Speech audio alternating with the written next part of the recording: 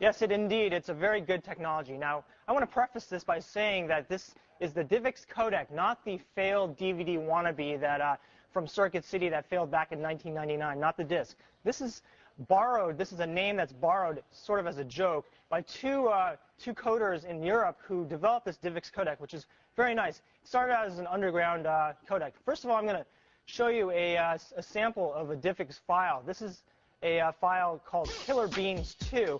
It's a 33 megabyte file that lasts about 7 minutes. I think in original DVD MPEG-2 format, it would be about 330 megabytes, about 10 times the size. So already you see the strength.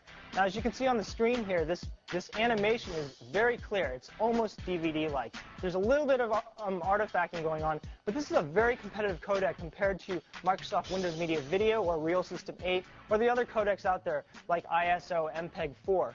Now, a little bit of history behind divx. It was an underground codec, as I said. The main purpose of it originally was to get DVD video off of those discs onto a smaller format like CD, 650 megabytes from 10 times that size.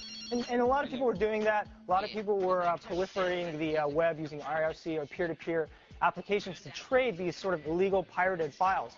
Well, now, in the year 2000, the guys behind divx formed divx Networks, which actually the brand was released earlier this year. And they also formed an offshoot called Project Mayo, which is sort of the open source version of divx that they're continually working on. So they've really got a big open source community behind it. That's one of the pluses for divx.